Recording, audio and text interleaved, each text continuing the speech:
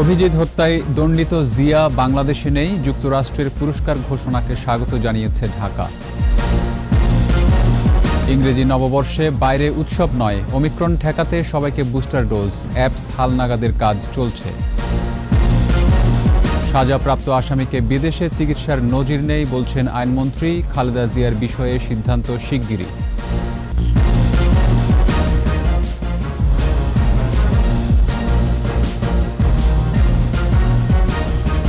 শুনছিলেন first security ইসলামী bank limited সংবাদ শিরোনাম। আমন্ত্রণ রাত 9:21 সংবাদের সাথে আছি রক্তিম ত্রিপুরা। দর্শক, 21 টেলিভিশনের সংবাদ একই সাথে সরাসরি দেখতে পাবেন আমাদের ফেসবুক পেজ www.facebook.com/2124 অনলাইনে। লেখক অভিজিৎ রায়ের পলাতক খুনি বরখাস্ত মেজর জিয়া বাংলাদেশে নেই, তাকে ধরতে সরকার চেষ্টা করে যাচ্ছে। অভিজিতের খুনিদের সন্ধান জানতে $50,000 পুরস্কার ঘোষণা করেছে যুক্তরাষ্ট্র। এর পরপরই এই প্রতিক্রিয়া জানালেন স্বরাষ্ট্রমন্ত্রী আসাদুজ্জামান খান। এদিকে মার্কিন যুক্তরাষ্ট্রের পুরস্কার ঘোষণাকে স্বাগত জানিয়েছে ঢাকা। একই সঙ্গে মার্কিন নিষেধাজ্ঞার কারণে বাংলাদেশের উপর কোনো চাপ নেই বলেও জানিয়েছেন পররাষ্ট্রমন্ত্রী একে আব্দুল মোমেন। রিপোর্টে বিস্তারিত জানাচ্ছেন মোহাম্মদ নুরুন নবী। 2015 সালের 26শে ফেব্রুয়ারি 21-এর বইমেলা থেকে ফেরার পথে ঢাকা বিশ্ববিদ্যালয়ের টিএসসি এলাকায় হত্যা করা হয় মুক্তমনা ব্লগের সম্পাদক ও বিজ্ঞানমনস্ক লেখক অভিজিৎ রায়কে। গুরুতর আহত হন তার স্ত্রী রাফিদা আহমেদ বন্যা। বাংলাদেশ ছাড়াও যুক্তরাষ্ট্রের নাগরিক ছিলেন অভিজিৎ। ঘাতকদের তথ্য চেয়ে ওই দিনই পুরস্কার ঘোষণা করে যুক্তরাষ্ট্র। একই বছর ফেব্রুয়ারি মাসে রায় হয় অভিজিৎ হত্যার। এতে 6 আসামির মধ্যে চাকরিচ্যুত মেজর জিয়াউল হক, মোজাম্মেল হোসাইন, আবু সিদ্দিক সোহেল, আরাফাত রহমান, আকরাম হোসেনকে মৃত্যুদণ্ড দেওয়া হয়। অপর আসামি ফারাবিকে দেওয়া হয় যাবজ্জীবন। এরা সবাই আনসারুল্লাহ বাংলা টিমের সদস্য। এদের মধ্যে ঘাতক জিয়াউল হক ও আকরাম হোসেন পলাতক। এদের তথ্য দিলে $50,000 বা 42,50,00,000 পুরস্কার ঘোষণা করেছে মার্কিন যুক্তরাষ্ট্র। দেশটির পররাষ্ট্র দফতরের রিওয়ার্ড ফর জাস্টিস কার্যালয় দ্বিতীয় দফায় সোমবার আবার এই ঘোষণা দেয়। এর প্রতিক্রিয়ায় স্বরাষ্ট্রমন্ত্রী আসাদুজ্জামান খান সাংবাদিকদের প্রশ্নের জবাবে বলেন, এই দুই পলাতক অপরাধী বাংলাদেশে নেই। এখানে মেজর জিয়া, আমরাও তাকে খুঁজছি। আমরা তাকে দেখেছি, সে অত্যন্ত এক চতুর লোক। আমরা এখন আমাদের কাছে যা তথ্য আসে সেই তথ্য অনুযায়ী সে হয়তো অন্য কোনো দেশে গা ঢাকা দিয়ে আসেন। এছাড়া এ বিষয়ে সংবাদ মাধ্যমের সাথে কথা বলেন পররাষ্ট্রমন্ত্রী ডক্টর একে আব্দুল মোমেন। পুরস্কার ঘোষণাকে ইতিবাচক হিসেবে দেখছে বাংলাদেশ। কোথায় কোন দেশে আছে উই ডোন্ট নো। তো এখন যদি এর কারণে ওদের ধরা সম্ভব হয়, that is most welcome. But আমাদের সরকারিভাবে আমাদের উপরে তারা কোনো ধরনের এই বিশেষ কিছু করে নেই। But they are doing their job. তবে র্যাবের সাবেক ও বর্তমান কয়েক কর্মকর্তার উপর নিষেধাজ্ঞার বিষয়ে পররাষ্ট্রমন্ত্রী বলেন, যখনই কোনো দেশ উন্নতি করতে থাকে তার চাপ ও শত্রু দুই বাড়ে। বাংলাদেশ তো মোটামুটি নিজের উপরে নির্ভরশীল হয়ে যাচ্ছে, তো এরা এটা পছন্দ করেন না, এবং মেনি অফ দেম পসিবলি ওদের দ্বারা দে আর paid for also. Mohammad Nurun নবী, 21 টেলিভিশন, ঢাকা। করোনার নতুন ধরন ওমিক্রন সংক্রমণ রোধে বড়দিন ও ইংরেজি নববর্ষের আয়োজন সীমিত করার নির্দেশনা দিয়েছে স্বরাষ্ট্র মন্ত্রণালয়। পুলিশ মহাপরিদর্শকের দপ্তর, জেলা প্রশাসন সহ সংশ্লিষ্ট দপ্তরকে চিঠি দিয়ে বিষয়টি জানিয়েছে স্বরাষ্ট্র মন্ত্রণালয়ের জননিরাপত্তা বিভাগ। আর স্বাস্থ্যমন্ত্রী জানিয়েছেন, ওমিক্রন সংক্রমণ রোধে প্রয়োজনীয় পদক্ষেপ নিচ্ছে স্বাস্থ্য বিভাগ। প্রণব চক্রবর্তীর রিপোর্ট। খ্রিস্টান ধর্মাবলম্বীদের সবচেয়ে বড় ধর্মীয় উৎসব শুভ বড়দিন 25 ডিসেম্বর। এর এক সপ্তাহ পরেই 31 ডিসেম্বর ইংরেজি বর্ষবরণ। এই সময়ে বিশ্বব্যাপী চোখ রাঙাচ্ছে করোনার নতুন ধরন ওমিক্রন। এ অবস্থায় বিশ্বজুড়েই সব ধর্মীয় ও সামাজিক অনুষ্ঠান, জনসমাবেশ সীমিত পরিসরে স্বাস্থ্যবিধি মেনে ঘরোয়াভাবে উদযাপন করা হচ্ছে। বাংলাদেশেও সে নিয়ম মানতে নির্দেশনা দিয়েছে স্বরাষ্ট্র মন্ত্রণালয়। জননিরাপত্তা বিভাগের চিঠিতে পুলিশ মহাপরিদর্শক, বিভাগীয় কমিশনার, মহানগর পুলিশ কমিশনার, জেলা প্রশাসক, পুলিশ সুপার, বাংলাদেশ খ্রিস্টান অ্যাসোসিয়েশনের সভাপতি ও মহাসচিবকে এ বিষয়ে নির্দেশনা দিয়েছে। চিঠিতে প্রকাশ্যে সভা, ধর্মীয়, সামাজিক ও সাংস্কৃতিক আয়োজন সীমিত করতে বলা হয়েছে। আইন শৃঙ্খলা বাহিনীকে এ বিষয়ে কঠোর নজরদারি রাখার নির্দেশনা দেওয়া হয়েছে চিঠিতে। এদিকে স্বাস্থ্যমন্ত্রী জাহিদ মালেক বলেছেন, সংক্রমণ কমেছে, এই অবস্থা ধরে রাখতে হবে, তবে সবাই স্বাস্থ্যবিধি না মানায় হতাশা জানান তিনি। অনেকগুলো দেশ লকডাউন দিয়ে ফেলছে, তা আমরা তো আমাদের দেশে লকডাউন চাচ্ছি না। তো সেই জন্যে আমাদেরকে কাজ করতে হবে। কক্সবাজারে লক্ষ লক্ষ লোক যাচ্ছে, কেউ মাস্ক পরছে না, বিয়ে শাদী হচ্ছে, একটা লোক মাস্ক পরছে না, তাহলে তো সংক্রমণ বৃদ্ধির চান্স তো রয়েছে। সবাই যাতে বুস্টার ডোজ পান সেজন্য সুরক্ষা অ্যাপ হালনাগাদ করা হচ্ছে বলেও জানান মন্ত্রী।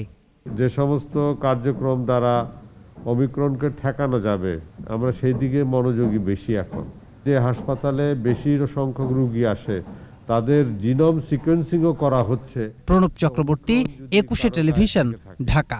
কাজে সেই দিকে বিএনপি চেয়ারপারসন খালেদা জিয়ার বিদেশে চিকিৎসা নিতে যাওয়ার বিষয়ে করা আবেদনের উপর খুব শিগগিরই মন্ত্রণালয় অভিমত দেবে বলে জানিয়েছেন আইনমন্ত্রী আনিসুল হক। মঙ্গলবার রাজধানীতে মানবাধিকার কমিশনের এক অনুষ্ঠানে মন্ত্রী বলেন, মানবাধিকার প্রতিষ্ঠায় কমিশনকে অবিচল থাকতে হবে। এ সময় মানবাধিকার বৃত্তি অনলাইন কোর্সের উদ্বোধন করা হয়। পরে খালেদা জিয়ার আবেদনটি নিষ্পত্তিতে দীর্ঘ সময় ব্যয় হওয়ার বিষয়ে জানতে চাইলে আনিসুল হক বলেন, সুপ্রিম কোর্ট থেকে বিএনপি সমর্থিত 15 জন আইনজীবী এসেছিলেন। তাদের বক্তব্যের মধ্যে কোথাও আইনি কোনো সমর্থন আছে কিনা সেটা দেখা হচ্ছে। এক্ষেত্রে মানবিক হওয়ার সুযোগ আছে কিনা জানতে চাইলে মন্ত্রী বলেন, সরকারকে আইনি পদক্ষেপ নিতে হয়। জেলার টাঙ্গাইলের জেলা প্রশাসক ডক্টর মোহাম্মদ আতাউল মানি স্যার।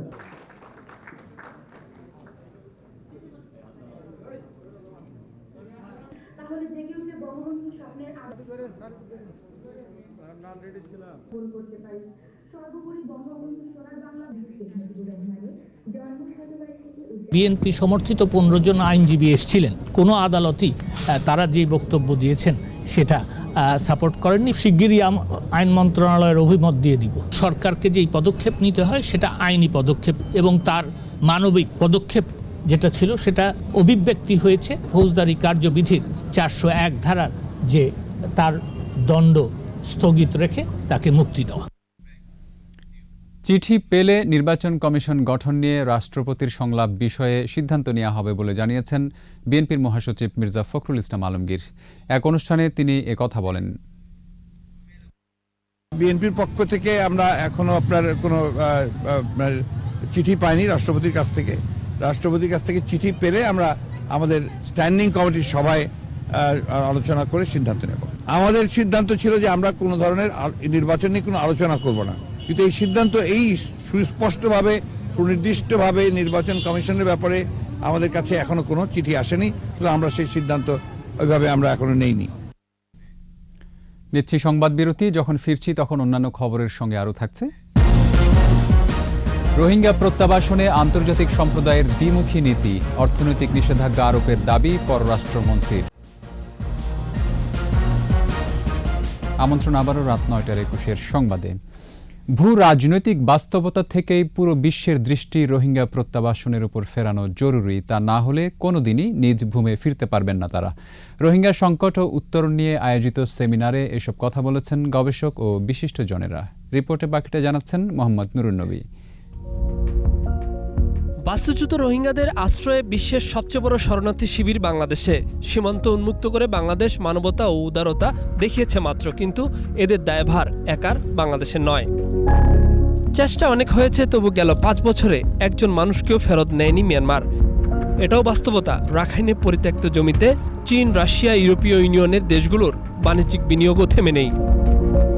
এমনকি অস্ত্রও আমদানি করছে মিয়ানমারের সামরিক শাসকেরা। এমন চিত্র যখন বিরাজমান, তখন নিরাপদ ও সম্মানজনক প্রত্যাবর্ষণ সুদূর পরাহত মনে করছেন বিশ্লেষকরা।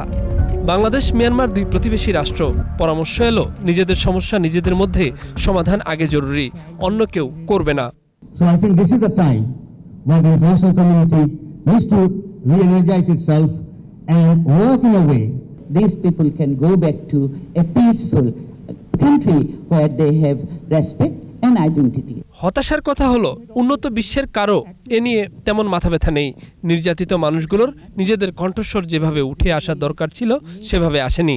Apart from the humanitarian assistance, what is required is the international diplomacy to resolve the crisis. Government circular is already given the instruction that Rohingyas lease, that is land, gradually will be uprooted. No renewal will be taken place. রক্তপাত থেমে নেই রাখাইনে, গণহত্যা ও রক্তপাত এখনই থামাতে আন্তর্জাতিক হস্তক্ষেপ ও চাপ দরকার। আবার বাংলাদেশও এই প্রত্যাবর্তনে কতটা প্রস্তুত এ নিয়েও প্রশ্ন তোলা হয় সেমিনারে। My question is Bangladesh ready to take this opportunity? And this is not going to be straight away G2G discussion. The government of Bangladesh has been extremely generous about, and I think we are basically supporting Bangladesh government's leadership and under their leadership and their work. রোহিঙ্গাদের ফিরিয়ে নেবে কখনোই Myanmar তা না করেনি, আবার কখনো কথাও রাখেনি। এই দ্বিচারিতা প্রত্যাবর্তনের প্রধান বাধা। মানবাধিকার নিয়ে প্রশ্ন তোলা, পরাশক্তিদের বাণিজ্য ও অস্ত্র ব্যবসা নিয়েও প্রশ্ন তুলেন পররাষ্ট্রমন্ত্রী। Maybe it is time for them to wake up and stop investing in Myanmar. I would appeal to development partners. They should not go along with business as usual.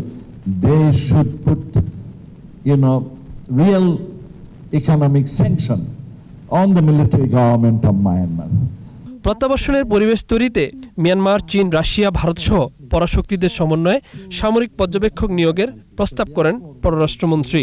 In order to protect the Rohingya, we started developing fencing. Mohammad Nurun নবী, ২১ television, Dhaka. জাতির পিতার স্বপ্নের বাংলাদেশ গড়ে তুলতে কাজ করে যাচ্ছে পর্যটন কর্পোরেশন। মুজিব বাংলাদেশ শীর্ষক সেমিনারে বেসামরিক বিমান পরিবহন প্রতিমন্ত্রী মাহবুব আলী বলেন, জাতির পিতার নামেই পর্যটনকে বিশ্বের কাছে পরিচিত করতে কাজ করে যাচ্ছে মন্ত্রণালয়। বাংলাদেশ আজ বিশ্বের কাছে উন্নয়নের রোল মডেল। এই সুযোগ কাজে লাগিয়ে সাধারণ মানুষের কাছে পর্যটনকে জনপ্রিয় করে তোলা হবে বলেও জানান মন্ত্রী। আমরা এই ব্র্যান্ডিংয়ের মাধ্যমে বিশ্ববাসীর কাছে সেই মুক্তিযুদ্ধের বাংলাদেশ, সেই অগ্নিঝরা দিনগুলোর বাংলাদেশ, ৩০ লক্ষ শহীদের আত্মদানকারী যে বাংলাদেশ, ২ লক্ষ মা বোনের সম্ভ্রমের বিনিময়ের বাংলাদেশ, তাদের প্রতি শ্রদ্ধা রেখে এই মুজিব বাংলাদেশ বিশ্বের বুকে আবার তুলে ধরার ক্ষেত্রে মাননীয় প্রধানমন্ত্রীর নেতৃত্বে আমরা ঐক্যবদ্ধভাবে কাজ করব। ই কমার্সে পণ্য কিনতে গিয়ে পেমেন্ট গেটওয়েতে আটকে পড়া গ্রাহকের টাকা ছাড় করতে পুলিশের কাছে এ সংক্রান্ত মামলার তথ্য চেয়েছে বাণিজ্য মন্ত্রণালয়।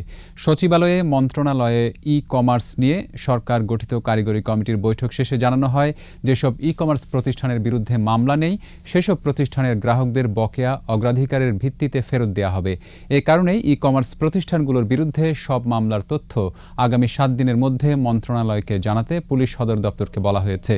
সেই তথ্যের ভিত্তিতে পেমেন্ট গেটওয়েগুলোকে গ্রাহকদের টাকা ফেরতের নির্দেশনা দেবে বাংলাদেশ ব্যাংক। বৈঠকে জানানো হয়, বর্তমানে পেমেন্ট গেটওয়েতে গ্রাহকদের প্রায় ২০০ কোটি মতো টাকা আটকে আছে। একটা চিঠি দিয়েছে, কাদের বিরুদ্ধে মামলা আছে কাদের বিরুদ্ধে নেই, এটা একটু আইডেন্টিফাই করা একটু টাফ হয়ে গেছে। সেই কারণে আমরা আজকে সিদ্ধান্ত নিয়েছি যে সেন্ট্রালি পুলিশ হেডকোয়ার্টার থেকে আমরা এই তথ্যটা নেব। এবার সোশ্যাল ইসলামী ব্যাংক লিমিটেড বাণিজ্য সংবাদ।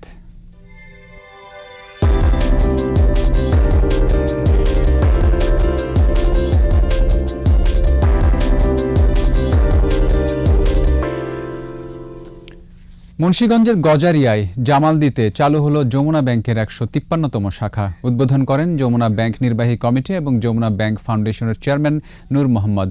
উপস্থিত ছিলেন ব্যাংকের পরিচালক সিরাজুল ইসলাম ভরসা ও ইসমাইল হোসেন সিরাজি। গজারিয়া উপজেলা চেয়ারম্যান আমিরুল ইসলাম, ব্যাংকের ব্যবস্থাপনা পরিচালক ও সিইও মির্জা ইলিয়াসউদ্দিন আহমেদ সহ অন্যান্যরা উপস্থিত ছিলেন।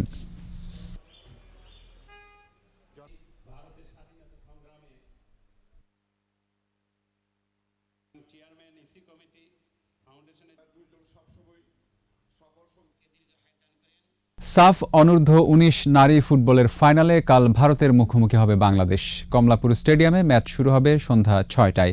জয়ের ধারাবাহিকতা ধরে রেখে শিরোপা ঘরে তুলতে চায় বাংলাদেশের মেয়েরা। আর আগের ম্যাচের ভুল থেকে শিক্ষা নিয়ে মাঠে নামবে ভারত। বিস্তারিত আবু হুরায়রা তামিমের রিপোর্টে। সাফ ফুটবলে এখন পর্যন্ত অপরাজিত দল বাংলাদেশ। পয়েন্ট টেবিলেও সবাইকে টপকে ফাইনালে বাংলাদেশের মেয়েরা। এর আগে ২০১৮ সালে নেপালকে হারিয়ে সাফ অনূর্ধ্ব ১৮ নারী ফুটবলের শিরোপা জিতেছিল বাংলাদেশ। এবার অনূর্ধ্ব ১৯ চ্যাম্পিয়নশিপের শিরোপা জয়ের লক্ষ্য। গোটা টুর্নামেন্টে বাংলাদেশ যেভাবে খেলেছে সেই ধারাবাহিকতা থাকলে শিরোপা বাংলাদেশেরই হবে বলে মনে করেন অধিনায়ক মারিয়া মান্ডা। আমরা ম্যাচ বাই ম্যাচ উইন হয়েছি। আমরা যা আগে ভুল ত্রুটি করেছি বা যে ভালো কিছু করেছি সব কিছুই আমরা মিলে প্রিপারেশন নিয়েছি যে আমাদের ফাইনালে যে আমরা ভালো কিছু করব। রানার্স আপ হয়ে ফাইনালে উঠেছে ভারত। প্রথম দেখায় বাংলাদেশের সাথে হার, তবে ফাইনালের মঞ্চে আর ভুল করতে চায় না তারা। ভুল থেকে শিক্ষা নিয়ে জয়ী চোখ অধিনায়ক সুমাতি কুমারীর। আমরা ফাইনালে উঠতে পেরে খুশি। এবার আগের ম্যাচের ভুল থেকে শিক্ষা নিয়ে ট্রফি জিততে চাই। ভারত কঠিন দল হলেও তাদের হারানো কঠিন নয় বলেই মনে করে বাংলাদেশ। তাই মাঠে হাজির হয়ে উৎসাহ দিতে দর্শকদের অনুরোধ করেছেন বাংলাদেশের খেলোয়াড় ও কর্মকর্তারা। দর্শকরা যদি মাঠে আসে, তাদেরকে যদি উৎসাহিত করে, তাহলে কিন্তু আমাদের মেয়েরা আরো উৎসাহ পাবে। আবু হুরায়রা তামিম, 21 টেলিভিশন, ঢাকা। এরই সাথে শেষ করছি রাত 9টার 21 সংবাদ। যাবার আগে ফার্স্ট সিকিউরিটি ইসলামী ব্যাংক লিমিটেড সংবাদ শিরোনামগুলো আরও একবার। অভিজিৎ হত্যায় দণ্ডিত জিয়া বাংলাদেশে নেই, যুক্তরাষ্ট্রের পুরস্কার ঘোষণাকে স্বাগত জানিয়েছে ঢাকা। ইংরেজি নববর্ষে বাইরে উৎসব নয়, ওমিক্রন ঠেকাতে সবাইকে বুস্টার ডোজ অ্যাপস হালনাগাদের কাজ চলছে। সাজাপ্রাপ্ত আসামিকে বিদেশে চিকিৎসার নজির নেই বলছেন আইনমন্ত্রী। খালেদা জিয়ার বিষয়ে সিদ্ধান্ত শিগগিরই।